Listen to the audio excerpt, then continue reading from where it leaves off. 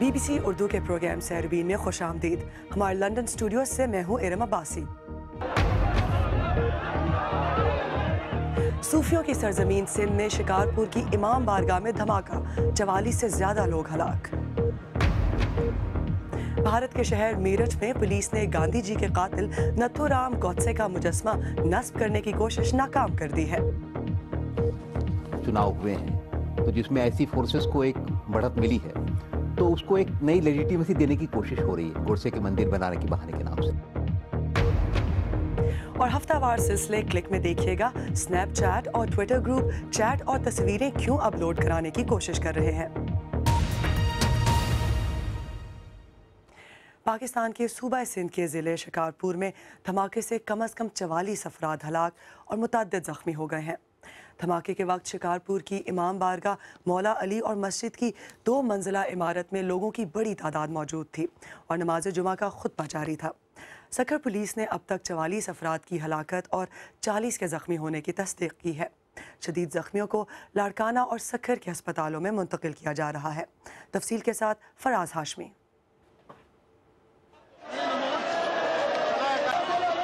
धमाके के बाद हर तरफ अफरा तफरी का आलम था और लोग अपने अजीज़ों और रिश्तेदारों की तलाश में थे। धमाके के बाद लोगों ने अपनी मदद आप के तहत ज़ख्मियों को उठाकर अस्पताल मुंतकिल करना शुरू कर दिया। जाए वक़ुआ पर एम्बुलेंसें भी पहुंचना शुरू हो गईं और ज़ख्मियों को सिविल अस्पताल शिकारपुर, चांटका मेडिकल कॉलेज, लड़काना और सक्खर के निजी अस्पतालों में मुंतकिल करना शुरू कर दिया। शिकारपुर में हालिया बरसों में फ़िरका वाराना तशद्दुद के कई वाक़यात पेश आ चुके हैं, लेकिन इस इलाके में फ़िरकावारियत की तारीख ज़्यादा पुरानी नहीं। पेशावर में आर्मी पब्लिक स्कूल पर हमले के बाद हुकूमत ने मुल्क से शिद्दत पसंदी, दहशतगर्दी और फ़िरकावारियत के ख़िलाफ़ मुल्क की सतह पर कार्रवाई शुरू करने का ऐलान किया था। इस सिलसिले में एक कौमी एक्शन प्लान भी तैयार किया गया था, जिस पर हुकूमत के बकौल बड़ी मुस्तैदी से अमल दरामद किया जा रहा है। शिकारपुर में पेश आने वाले इस वाक़े ने एक मरतबा फिर ये बात वाज़ेह कर दी है कि मुल्क में दहशतगर्दी, इंतहा पसंदी और फ़िरकावारियत की जड़ें बहुत दूर तक फैल चुकी हैं। Faraz Hashmi, BBC news. इस वाक़े की ताज़ा तरीन सूरत हाल के लिए आइए कराची चलते हैं, जहां हमारे साथी शाहज़ेब जिलानी मौजूद हैं। शाहज़ेब, ये बताइएगा कि अभी तक किसी ने इस हमले की जिम्मेदारी कबूल की है? जी, जुंदला नामी तंजीम ने कहा है कि ये हमला उन्होंने किया। ये तंजीम तहरीक तालिबान पाकिस्तान के साथ मुंसलिक रही है। पिछले चंद सालों में इन्होंने बड़े पैमाने पर पाकिस्तान में कार्रवाइयाँ की हैं। अगर आपको याद हो, कोहिस्तान में शिया ज़ायरीन को बस से उतार कर कत्ल किया गया था 2012 में, उसमें ये तंजीम मुलविस थी। उसके बाद सयाहों पर नांगा पर्वत के करीब हमला हुआ था, उसमें ये तंजीम मुलविस रही। फिर पेशावर में चर्च पर हमला हुआ, उसमें भी इन्होंने ज़िम्मेदारी ली। फिर वाघा बॉर्डर पे जो कुछ माह पहले अटैक हुआ था, उसमें भी इनका नाम सामने आया। लेकिन अभी नवंबर में इनकी तरफ से एक बयान सामने आया है जिसमें उन्होंने ये भी कहा है कि अब इनकी जो हमदर्दियां हैं, वफादारियां हैं, वो दाइश के साथ हैं और उनके साथ इनकी बातचीत हुई है। शाहज़ेब, हलाकतों की ताज़ा अभी क्या तादाद बताई जा रही है? देखें, पिछले चंद घंटों में ये तादाद मुसलसल ऊपर जा रही है और अभी अब से कुछ देर पहले तक बाज़ हुकाम तो इसको 50 तक के करीब बता रहे हैं, लेकिन हमारी जो कंफर्मेशन जो अभी तक है BBC की, वो है 44 लोग इसमें हलाक हुए हैं। काफ़ी लोग ऐसे हैं जो हस्पताल ले जाए गए, लाड़काना में, सखर में, और उन्होंने वहाँ पर दम तोड़ दिया क्योंकि वहाँ पर सही तरह की सहूलियात नहीं थी। डॉक्टर्स इसको सिचुएशन को हैंडल नहीं कर पा रहे थे, तो काफ़ी अमवात जो हैं वो वहाँ पर हुई हैं। शाहज़ेब, इससे पहले भी शिकारपुर में शिद्दत पसंदी के वाक़यात हुए हैं, तो आपके ख्याल में ये किस नौयत का वाक़या है और उनकी नौयत क्या थी? देखिए, उमूमी तौर पर तो ज़ाहिर है कि सिंध में हमने नहीं देखा कि इतने बड़े पैमाने पर तालिबान की या ये जो दूसरी तंजीमें हैं, सेक्टेरियन तंजीमें, इनकी बड़ी एक्टिविटी रही हो। लेकिन आपने सही कहा कि शिकारपुर में हमने देखा है कि पिछले 2-3 सालों में ख़ुदकुश हमले भी हुए हैं। दरगाह को एक को निशाना बनाया गया, फिर वहाँ पे एक इलेक्शन के कैंडिडेट थे, उन पे भी हमला हुआ। तो कुछ एक्टिविटी वहाँ पर है। अब ये काफ़ी लोगों को इसमें देखना पड़ेगा कि शिकारपुर में क्यों, आखिर वहाँ पे ऐसी क्या बात है। अब ये इलाका ऐसा है जो कि तकरीबन बलूचिस्तान की सरहद से मिलता है और वहाँ पे उमूमी तौर पर ज़्यादा ये कबायली झगड़े होते हैं, वहाँ पे लॉ एंड ऑर्डर का बड़ा मसला है, वहाँ पे अगवा के वाक़यात होते हैं। लेकिन हो सकता है कि इसका ज़्यादा ताल्लुक इससे हो कि मदारस जिस तरह से फैले हैं सिंध में भी, और बाज़ ऐसे मदारस जहाँ पे सिर्फ कुरानी तालीम के अलावा जो है और भी दूसरी नफ़रतें सिखाई जाती हैं, तो उसकी कड़ी जो है ये शायद इससे जाके मिलेगी। शाहज़ेब, ये तो ख़ुद वज़ीर आला का इलाका है और अगर ये महफूज नहीं है तो फिर बाकी इलाकों में तो ख़तरात मज़ीद बढ़ेंगे। शिकारपुर वज़ीर आला सिंध का इलाका नहीं है, उनका इलाका है खैरपुर। लेकिन अपर सिंध में आप जनरली ये कह सकते हैं कि पीपल्स पार्टी जो है वो बड़ी पार्टी है रूरल सिंध की, इस वक्त सिंध में भी उसकी हुकूमत है, तो उसके लिए एक लम्हा फ़िक्रिया है। क्योंकि उमूमी तौर पे हमने देखा है कि कराची में तो अमन अमान के बड़े मसले रहे हैं। आज भी वज़ीर आज़म यहाँ पे एक हाई लेवल मीटिंग प्रिजाइड कर रहे थे जिस वक्त ये रिपोर्ट्स आना शुरू हुई, लेकिन उसके बावजूद भी फिर प्राइम मिनिस्टर जो है वो स्टॉक एक्सचेंज गए, वहाँ पे उन्होंने बयान दिए। तो सियासी क़यादत जो है उमूमी तौर पर मुल्क के अंदर भी और चाहे सूबे के अंदर भी खासी बेयारो मददगार नज़र आती है और सबकी नज़रें मेरा ख्याल है फ़ौज पर हैं कि वो किस तरह इस चैलेंज से निपटती है। शाहज़ेब, किसी हद तक ज़रबे अज़्ब ऑपरेशन के बाद शिदत पसंदी के वाक़यात में कुछ कमी आई थी, लेकिन फिर एक बड़ा हमला पेशावर में हुआ और अब ये, तो आप समझते हैं कि सिक्योरिटी एहलकार बैकलैश के लिए तैयार थे, कोई प्लान था? देखिए, ये सवाल हम हर दफ़ा पूछते हैं जब भी बड़े हमले होते हैं, लोगों की जानें ज़ाया होती हैं। मतलब एक बात ये समझ लें कि पाकिस्तान में दसियों हज़ार मसाजिद हैं, इमाम बारगाह हैं, स्कूल हैं, और ये किसी भी मुल्क के लिए, गवर्नमेंट के लिए पॉसिबल नहीं है कि वो हर जगह पे सिक्योरिटी लगाए। अगर इस मामले से हमें निपटना है तो इसका एक ही हल है कि हमारे जो ताने बाने रहे हैं हमारे सिक्योरिटी इदारों के जिहादी तंजीमों के साथ, उन्हें जब तक हम ख़त्म नहीं करेंगे तो ये चैलेंज आपके लिए रहेगा। आपकी पुलिस यूं ही नाकाम होती रहेगी, आपके सियासी हुकूमतों पे भी उंगलियां उठेंगी, लेकिन वो जो नेक्सस है मिलिट्री और मिलिटेंसी का, उसे ख़त्म करना ज़रूरी है। शाहज़ेब, बहुत शुक्रिया कराची से हमारा साथ देने का। और अब भारत चलते हैं, जहां पुलिस ने मुल्क के बाबा कौम गांधी जी के कातिल नथुराम गॉडसे का मुजस्मा नस्ब करने और उनके एजाज़ में एक मंदिर बनाने की कोशिश नाकाम कर दी है। सख्तगीर हिंदू तंजीम हिंदू महासभा गांधी के कत्ल को जायज़ समझती है और एक अजीम तर भारत के तस्वुर पर यकीन रखती है। मेरठ से हमारे नामा निगार शकील अख्तर की रिपोर्ट।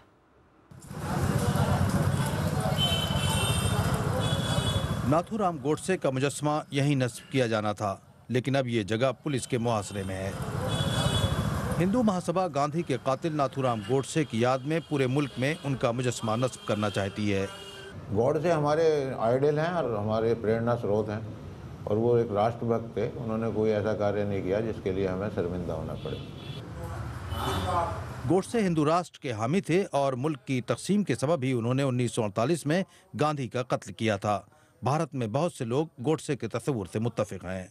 जो क्या नाथूराम गॉडसे ने बिल्कुल ठीक किया। उसकी प्रतिमा खाली वही नहीं, जहाँ जहाँ महात्मा गांधी तथा कथित राष्ट्रपिता की लगी है, हटके वहाँ पे नाथूराम गॉडसे की लगनी चाहिए। मैं नरेंद्र दामोदर दास मोदी। मरकज में बीजेपी के इख्तिदार में आने के बाद पूरे मुल्क में हिंदू नवाज तंजीमें सरगर्म हो गई हैं। गोडसे की मूर्तियां लगाने की कोशिश को भी इसी पस मंजर में देखा जा रहा है। 2014 के जो चुनाव हुए हैं, तो जिसमें ऐसी फोर्सेस को एक बढ़त मिली है, तो उसको एक नई लेजिटिमेसी देने की कोशिश हो रही है गोडसे के मंदिर बनाने के बहाने के नाम से। मेरठ और दूसरे मुकामात पर इंतजामिया ने गोडसे का मुजस्समा नहीं लगने दिया है। हिंदू महासभा का कहना है कि ये गोडसे की मूर्ति का सवाल नहीं, ये विचारों और नज़रिए की लड़ाई है। ये लड़ाई अखंड भारत और हिंदू राष्ट्र के तस्वुर की है। Shakeel Akhtar, BBC news, Meerut. मिस्र की सरकारी टीवी के मुताबिक सहराए सीना के इलाके में शिदत पसंदों के मुतअद्दिद हमलों में कम अज़ कम 26 अफराद हलाक हो गए हैं। इस सूरत हाल के पेश नज़र मिस्र के सदर ने धोबिया का अपना दौरा मनसूख कर दिया है। हलाक होने वालों में ज़्यादा तादाद सिक्योरिटी फोर्सेस के एहलकारों की बताई जा रही है। दौलत इस्लामिया के हामी ग्रुप सीना प्रोविंस ने हमले की जिम्मेदारी कबूल की है। सऊदी अरब के नए बादशाह सलमान बिन अब्दुल अजीज ने मुल्क की काबीना में बड़े पैमाने पर रद्दोबदल किया है। उन्होंने मुल्क में इंटेलिजेंस के सरबराह और कौमी सलामती काउंसिल के सेक्रेटरी जनरल को भी तब्दील कर दिया है। कोरियन एयरलाइन के सरबराह अपनी बेटी और एयरलाइन के साबिक नायब सदर के खिलाफ मुकदमे में गवाही देंगे। चौहान आप पर फ़िज़ाई सफ़र के सिक्योरिटी की खिलाफ वर्जी करने का इल्ज़ाम है। उन्होंने मेवे प्लेट की बजाय थैली में पेश किए जाने पर जहाज़ को वापस गेट की तरफ ले जाकर स्टुअर्ड को उतारने का हुक्म दिया था। और 2 पायलट्स ने हवाई गुब्बारों पर परवाज करने का रिकॉर्ड तोड़ दिया है। गुज़िश्ता हफ्ते जापान से अपने सफ़र का आगाज़ करने वाले 2 ईगल्स हज़ारों मील का सफ़र करके अब अमरीकी रियासत कैलिफोर्निया तक पहुंच गए हैं, लेकिन बुरे मौसम की वजह से वो अब कनाडा की बजाय मैक्सिको में लैंड करेंगे।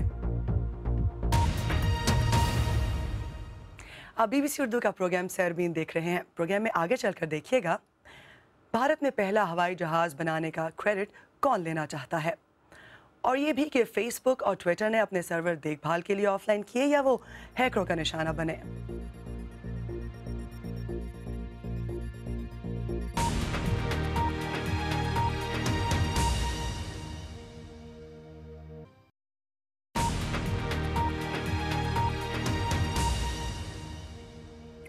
BBC उर्दू के प्रोग्राम सैरबीन में एक बार फिर खुशामदीद। मैं हूँ इरम अब्बासी। भारत में 7000 साल पहले तैयारे परिंदों की तरह यहाँ वहाँ उड़ते फिरते थे। जीनियाती साइंस भी आम थी और प्लास्टिक सर्जरी भी। एटम की दरियाफ्त भी वहीं हुई। हिंदू कौम परस्त तंजीमें आजकल ज़ोरों शोर से ऐसे दावे कर रही हैं, लेकिन साइंसदान हैरान हैं। इसी तफ बहस के दौरान आज इंडिया में हवाई ज़ादे के नाम से एक फ़िल्म रिलीज़ हुई है, जिसका बुनियादी पैगाम यह है कि दुनिया का पहला तैयारा अमेरिका के राइट ब्रदर्स ने नहीं, एक हिंदुस्तानी साइंसदान ने बनाया था। मजहबी अकायद और साइंस के दरमियान इस बहस पर दिल्ली से सुहेल हली। जब ईंधन उबलेगा ना तो फड़फड़ करके इंजन की आवाज आएगी। एक पुराने तैयारे की नई बुलंद परवाज हकीकत और फसाने का फर्क खत्म कर रही है। आगे जाने की बजाय सीधा फुर्र ऊपर उड़ेगा। दावा है कि सबसे पहले जहाज महाराष्ट्र के शिवकर बापूजी तालपाड़े ने बनाया था, अमेरिका के राइट ब्रदर्स ने नहीं। दुनिया में सबसे पहले उड़ने वाला आदमी होगा एक हिंदुस्तानी। मुल्क में एक हल्का ये तासुर पैदा करने की कोशिश में है कि साइंस की दुनिया में आज जो हो रहा है वो हिंदुस्तान में हजारों साल पहले हो चुका था। ये फहरिस्त काफी लंबी है। वेदों में एक चैप्टर, हजारों साल पुराने वेद में तैयारों पर एक पूरा बाब है। इसमें जिक्र है कि कितनी तरह के तैयारे होते हैं। रामायण में लिखा है कि राम जी लंका से वापस अयोध्या पुष्कर तैयारे में गए थे। इस सब के अलावा वेद में तैयारे बनाने की तफसील भी शामिल है। के निर्माण करने की प्रक्रिया भी है। नरेंद्र मोदी जी से विनम्र आग्रह करूंगा कि कुछ और ये पैगाम देने वालों में मुल्क की आला तरीन क़यादत भी शामिल है। हम गणेश जी की पूजा करते हैं, कोई तो प्लास्टिक सर्जन होगा उस जमाने में जिसने मनुष्य के शरीर पर हाथी का सर रख करके प्लास्टिक सर्जरी की प्रारंभ किया होगा। इस बहस में एक तरफ वो लोग हैं जो साइंस को मजहब से जोड़ना जब आप एटम बम की बात करते हैं तो वो कनाड ही थे जिन्होंने मालिल केवल और एटम बम की बात की, और एटमी धमाके से जो रोशनी पैदा होती है उसका जिक्र गीता के 11वें बाब में मौजूद है। जैसा प्रकाश होता है वो प्रकाश गीता में 11वें अध्याय में वर्णित है। और दूसरी तरफ वो जो साइंसी तहकीक को नई जिहत देना चाहते हैं, उनकी निगाह माजी पर नहीं मुस्तकबिल पर है। अगर हमने जीरो दिया दुनिया को तो हमने दिया, हमें खुश होना चाहिए, उसके ऊपर शायद फख्र भी करना चाहिए, लेकिन उससे ज़्यादा नहीं। हमने दिया या किसी ने भी दिया, आज इंसानियत ज़ीरो का इस्तेमाल कर रही है और उससे आगे बढ़ रही है। क्या हम भी उतना ही इस्तेमाल करके आगे बढ़ पा रहे हैं? सवाल ये है कि क्या हम cutting edge technology, cutting edge science कर पा रहे हैं या नहीं। जो ये क्लेम शुरू हो गए हैं वो हमारे जेन्युइन कंट्रीब्यूशन को भी एक कूड़े के ढेर के नीचे दबा देंगे। वो उड़ेगा। ये हकीकत और फसाने साइंसी तहकीक और अकीदे की जंग है। बराह करम अपनी सीट बेल्ट बांध लीजिए, परवाज खराब मौसम से गुजर रही है। सुहेल हलीम, BBC, दिल्ली। इस मौजू पर मज़ीद तफसील आप हमारी वेबसाइट पर भी पढ़ सकते हैं। पता है bbcurdu.com। शिकारपुर में इमाम बारगाह पर हमला, ये खबर हमारी वेबसाइट पर भी सबसे ज़्यादा पढ़ी जा रही है। इसके अलावा नींद का वक्त कारकर्दगी के लिए अहम और सऊदी काबीना में तब्दीलियाँ भी आपकी दिलचस्पी का बायस हैं। अमेरिकी सदर की रिहाइश का व्हाइट हाउस में एक ड्रोन क्रैश हुआ है और एप्पल ने इस माही में रिकॉर्ड मुनाफा कमाया है। जबकि फेसबुक और इंस्टाग्राम पर हैकर्स ने कब्जा कर लिया है।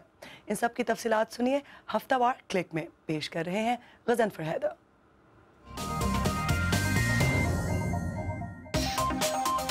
अमेरिकी टेक्नोलॉजी कंपनी एप्पल ने गुज़िश्ता छमाही में $18 अरब का मुनाफा कमाया है।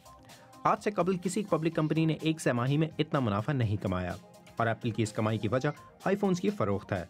एप्पल चीन में भी स्मार्टफोन बेचने वाली कंपनियों में पहले नंबर पर आ गया है। इस साल अप्रैल में एप्पल अपने स्मार्ट वॉच भी रिलीज कर रहा है। सोशल मीडिया कंपनी ट्विटर और स्नैपचैट ने नई सर्विसेज मुतारिफ करवाई हैं। ट्विटर ने ग्रुप और वीडियो मैसेजिंग का आगाज़ किया है, जिसकी मदद से यूजर्स अब एक वक्त में 20 अफराद को प्राइवेट मैसेज भेज सकते हैं और 30 सेकंड के दौरान की वीडियोस शूट, शेयर और एडिट भी कर सकते हैं। जबकि स्नैपचैट ने डिस्कवरी नामी नए फीचर का आगाज़ किया है, जिसकी मदद से यूजर्स 11 मुख्तलिफ मीडिया कंपनियों का कंटेंट देख सकते हैं। स्नैपचैट के मुताबिक ये सोशल मीडिया का फीचर नहीं है और एडिटोरियल फैसले फनकारों और एडिटर्स के हाथ में होंगे। ड्रोन बनाने वाली कंपनी DJI ने अपने ड्रोन जहाज़ों के लिए एक नया सॉफ्टवेयर अपडेट मुतारिफ करवाया है, जिसके बाद उनके ड्रोन वाशिंगटन के मरकजी इलाके से 15 मील दूर रहेंगे। इस सॉफ्टवेयर अपडेट की वजह गुज़िश्ता दिनों होने वाला हादसा है, जिसमें नशे की हालत में एक पायलट ने अपने ड्रोन को व्हाइट हाउस के बागात में क्रैश कर दिया था। इस अपडेट के बाद अमेरिका के 10,000 एयरपोर्ट्स पर भी नो फ्लाई जोन बन जाएंगे और मंशियात की स्मगलिंग रोकने के लिए ड्रोन बॉर्डर भी क्रॉस नहीं कर पाएंगे। हैकिंग ग्रुप लिजर्ड स्क्वायर ने इस हफ्ते दावा किया था कि फेसबुक, इंस्टाग्राम और टिंडर को कुछ देर के लिए बंद करने का काम उनका था। तीनों सर्विसेज को वाज़ेह खराबी का सामना था, ताहम उन्होंने हैकर्स को इसका जिम्मेदार नहीं ठहराया। जबकि अमेरिकी गुलकार टेलर स्विफ्ट की ट्विटर और इंस्टाग्राम फीड वाज़ेह तौर पर हैक हो गई थी, जिसके बाद उन्होंने स्टेटस पोस्ट करके अपने मदाओं को बताया कि इन्हें फिक्र करने की कोई ज़रूरत नहीं है और इन्हें जल्द ही नए पासवर्ड्स मिल जाएंगे।